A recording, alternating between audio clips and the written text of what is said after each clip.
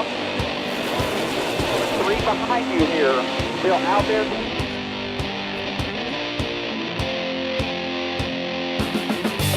Outside, Bailey. Outside. Whoa, Kozlowski. Well, look more. That hatchback Kenseth. And now, your host for NASCAR 2, Evan Jones.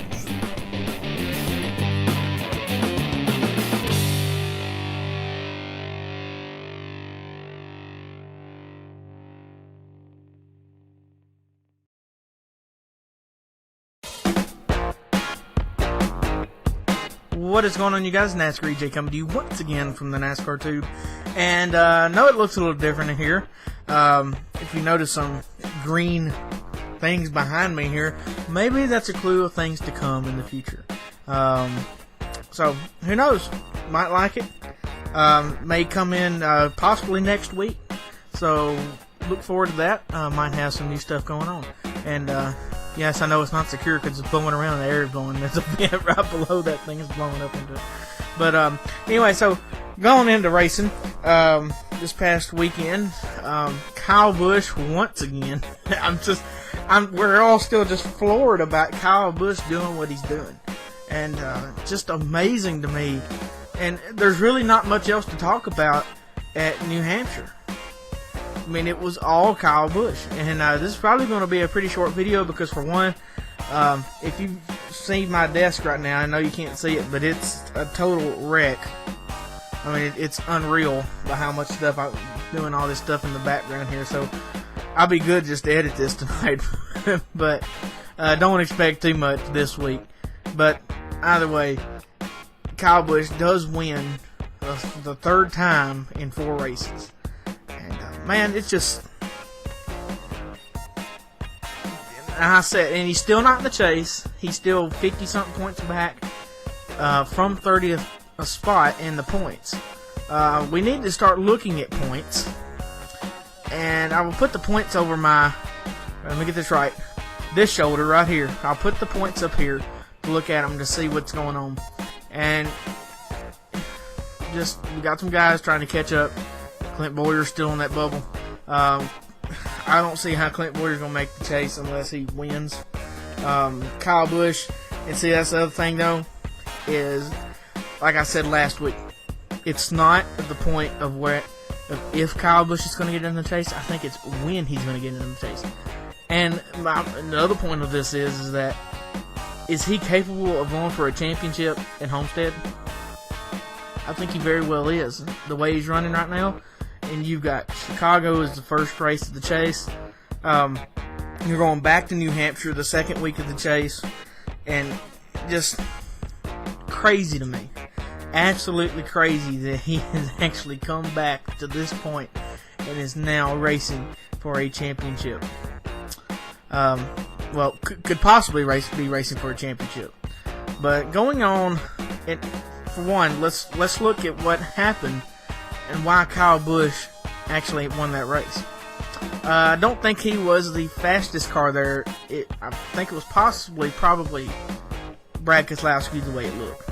Looked like Brad Keselowski did have the fastest car there on during the weekend. Carl Edwards had a fast car. He won the pole and was top in practices. He was fast ever since he unloaded. But once again, I just don't see race performance. I don't know if their race trim is not right, but just was not on top of it during the race. And really, they won this race on almost fuel mileage, in a way, kind of like what Carl Edwards and Darian Grubb did at Charlotte during the 600. But the point was that Kyle, and it was kind of a mistake that kind of won this race for him, is he felt like he had a tire going down, or he had a tire down, and they ended up pitting, which he didn't have a tire down. It was actually all on the track that a lot of the guys were complaining about in the first place.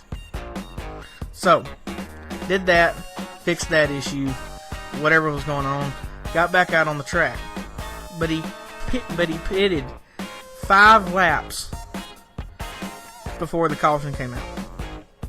5 laps before the caution came out. Which at that point, drivers are going to pit when the caution comes out.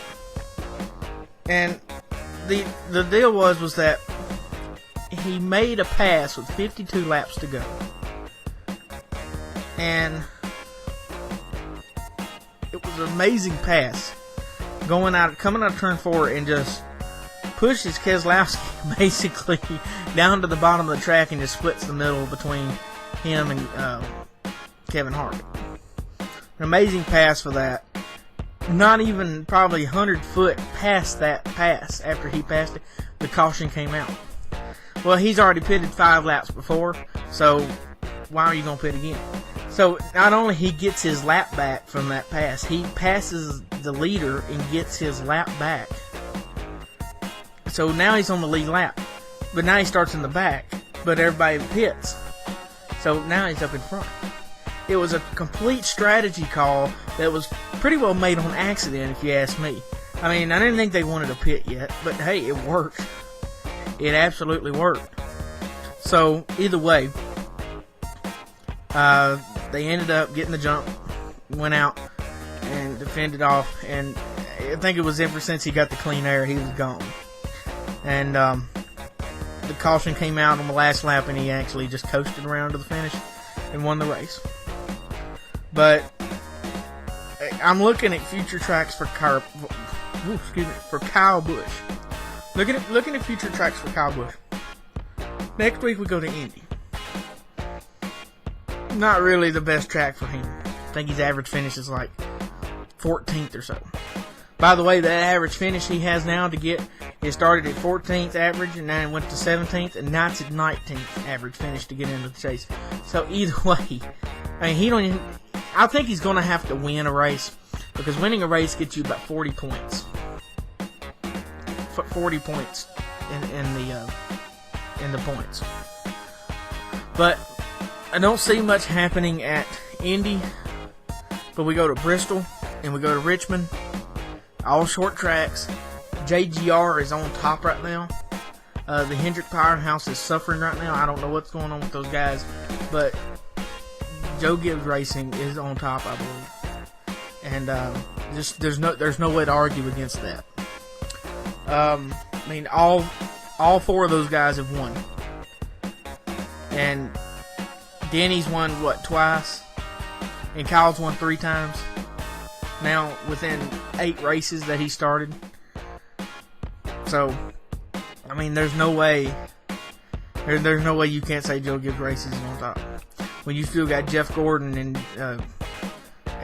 Casey Kane that still hadn't won a race this season over at Hendrick. Dale Jr.'s won 2 restrictor plate races. And, I mean, Jimmy Johnson still, he's Jimmy Johnson, okay? But, either way, JGR is on top. And I think Hendrick needs to look at what they're doing. Maybe try to get better.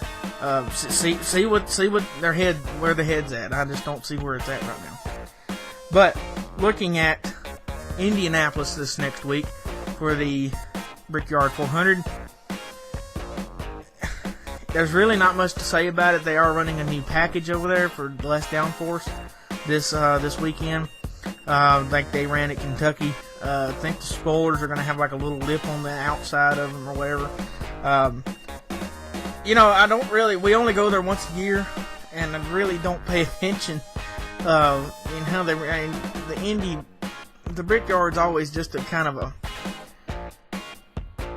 it matters, but at the same time it doesn't matter because it's always one you look forward to every year. So, and then we've got Darlington coming up later, and that's kind of the same way. But Indianapolis coming up, and who I like for Indianapolis is I'm liking a Chevrolet this weekend because Chevrolet keeps winning there, and I think this week would be a good time for Jeff Gordon to finally get the victory lane. But with this new rule package, we don't know what's going to happen until they really unload for practice. The Xfinity cars are going there again this year. So the Eldora race is being run tonight. Right now, as I'm actually doing this, I'm getting updates on my phone about it right now. So I think they're about 50 laps in right now. So that's one race now that I hope you definitely DVR and watched if you haven't seen it or watched it earlier. But I love NASCAR on dirt. To me, it's just amazing. But either way, guys, I think this week would be a good time for Jeff Gordon to actually get to victory lane, and maybe the other Hendrick driver, Casey Kane. I think he ran there pretty well last year, so either way, I think he's got a good chance. And excuse me, I didn't mean to sneeze like that. But either way, guys, don't forget to like this video, share the video to your friends on Facebook, Twitter. Don't forget to favorite the video, and most definitely subscribe to the channel. You can follow me on Twitter, follow NASCAR Tube on Twitter, and like us on Facebook. Right down, this thing's in the way now since it's moved. Right down here, right below my mic down here. So either way, guys, and we'll just see what happens next week. And until next time, y'all have a nice day.